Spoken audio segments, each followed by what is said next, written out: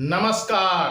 भारतवर्ष का गौरवशाली इतिहास यूट्यूब चैनल में आप सभी का हार्दिक स्वागत है। आज की वीडियो में हम कलिंग नरेश खारवेल के हाथी गुम्फा अभिलेख के बारे में जानकारी प्राप्त करेंगे। उड़ीसा में भुवनेश्वर के निकट उदयगिरी पर्वतमाला के दक्षिणी भाग में एक प्राकृतिक गुफा है, जिसे थोड़ा बहुत काट छांट कर लैण का रूप दे दिया गया है, जो हाथी गुम्फा के नाम से प्रख्यात है। इस लैण में ऊपरी भाग में पाली से मिलती जुलती प्राकृत भाषा और ब्राह्मी लिपि में एक लेख उत्कीर्ण है। इस लेख के काल के संबंध में विद्वानों में घोर मतभेद है। कुछ लोग इसे द्वितीय शताब्दी ईसा पूर्व का मानते हैं, कुछ अन्य इसे पहली शताब्दी ईसा पूर्व का मानते हैं तथा कुछ अन्य इसे प्रथम शताब्दी ईस्वी का मानते हैं।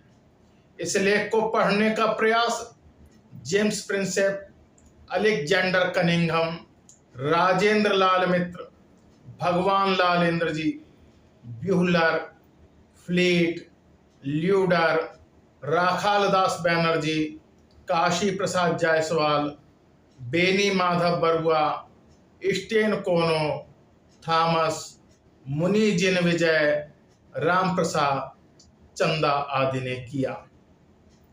पाठ की दृष्टि से काशी प्रसाद जायसवाल और राखाल दास बैनर्जी ने संयुक्त रूप से प्रयास किया। इस लेख के पाठ के संबंध में बेनी माधव बरुआ का प्रयास विशेष विचारणीय समझा जाता है।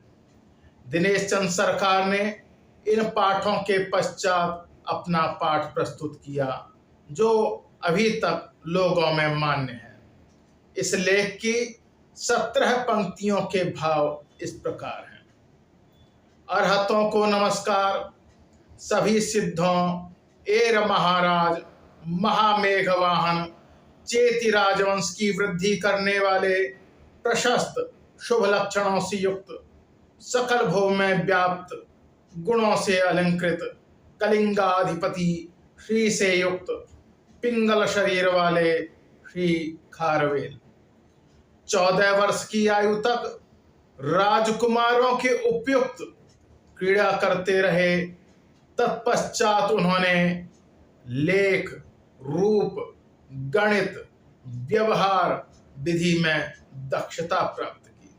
इसके बाद सभी विद्याओं में पारंगत होकर 9 वर्ष तक युवराज के रूप में प्रशासन किया।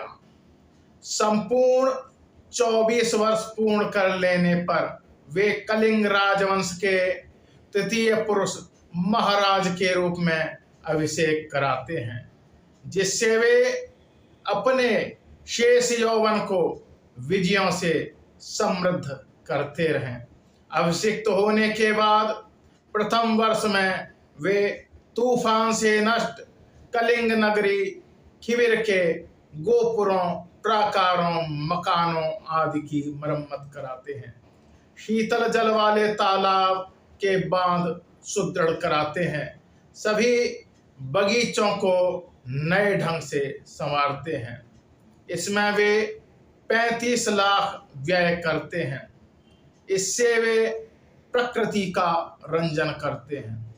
और दूसरे वर्ष वे सातकर्णी की परवाह न करते हुए अश्व, गज, नर, रथ, बहुल सेना दल पश्चिम दिशा की ओर भेजते हैं।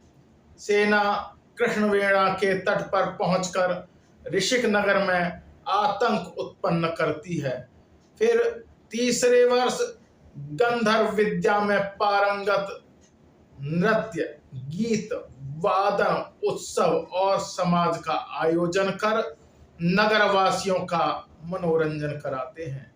चौथे वर्ष वे विद्याधरों के आवास में, जिसे कलिंग का कोई भी पूर्ववर्ती शासक आहत नहीं कर सका, निवास करते हैं। जिनके मुकुट नष्ट कर दिए गए और जिनके छत्र श्रृंगार हरित रत्न संपत्ति अपहृत कर लिए गए, उन राष्ट्रिक और भोजकों से वे अपने चरणों की वंदना कराते हैं। 5वें वर्ष वे तनसुली वाटा प्रणाली को, जिसे नंदराज ने 300 वर्ष पूर्व खुदवाया था, नगर में प्रवेश कराते हैं। राज्याभिषेक के 6ठे वर्ष में राज्य के ऐश्वर्य के प्रदर्शन के निमित्त राज्य के सभी राजकर माफ कर दिए जाते हैं। पौर जनपदों के बीच अनेक लाख के अनेक अनुग्रह विसर्जित करते हैं। जब वे 7वें वर्ष में शासन करते होते हैं, तब उनकी वज्रधरवती नामनी गृहिणी माता का पद प्राप्त करती है। फिर 8वें वर्ष में अप्रतिहत भित्ति गोरखगिरी पर घात कर राजगृह को उत्पीड़ित करते हैं। इन दुष्कर कर्मों को संपादित करते देखकर उनकी सेना और वाहनों से भयभीत होकर यवनराज विमक मथुरा भाग जाता है। वह पल्लव से युक्त कल्पवृक्ष, अश्व, गज, रथ सैन्य के साथ सब गृहस्थों के साथ जाते हैं और सर्व ग्रहण करते हैं और ब्राह्मणों को जय के परिहार के निमित्त दान देते हैं और अरहतों की पूजा करते हैं। इस सुविजय के पश्चात 48 लाख लगाकर प्राची नदी के दोनों तटों पर महाविजय प्रासाद का निर्माण कराते हैं। 10वें वर्ष में दंड और संधि के स्वामी संपूर्ण पृथ्वी में विजय के निमित्त भारतवर्ष में प्रस्थान की तैयारी करते हैं। 11वें वर्ष में पलायन करते और मणिरत्न प्राप्त करते हैं। मंद गति से प्रयाण करते हुए अब की राजधानी पिथुंड में गधों से हल चलवाते हैं। जन कल्याण के भाव से 113 वर्ष पूर्व बने तिमिर हृदय के संघात का भेदन करते हैं। 12वें वर्ष में सहस्त्र सैनिकों को लेकर उत्तरापथ के राजाओं को त्रस्त करते हैं। मगधवासियों में विपुल भय उत्पन्न करते हुए हाथियों और घोड़ों को गंगा नदी का पानी पिलाते हैं। मगध नरेश बहसतिमित से अपने चरणों की वंदना कराते हैं और नंदराज द्वारा लाए गए कलिंग जिन के सन्निवेश की पूजा करते हैं और रत्न अपहरण करके अंग और मगध का धन ले जाते हैं। 2000 व्यय करके दृढ़ सुदृढ़ तोरण युक्त गोपुरों पर ध्वज लगवाते हैं।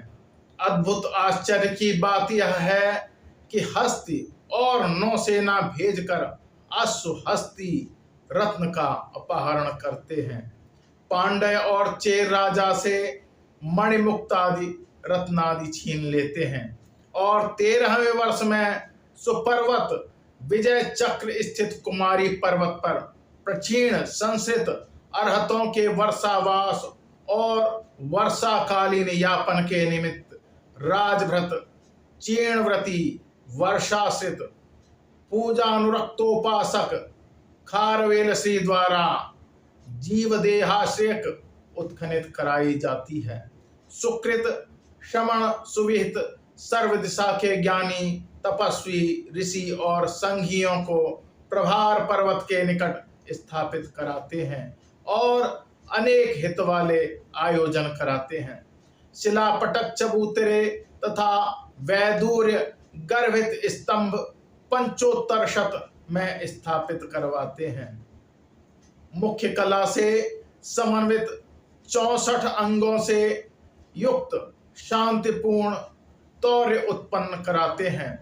क्षेमराज, वृद्धराज, भिक्षुराज, धर्मराज कलाओं को देखते और अनुभव करते हैं। गुण विशेष कुशल सर्वपाषंड पूजक सर्वदेवतायन का संस्कार करने वाले अप्रतिहत चक्रबल चक्रधर गुप्त चक्र, प्रवृत्त चक्र, कुल के आश्रय, महाविजय, खारवेल श्री। इस प्रकार इस लेख की 17 पंक्तियों में कलिंग नरेश खारवेल के शासन के 13 वर्षों का विवरण उपलब्ध है।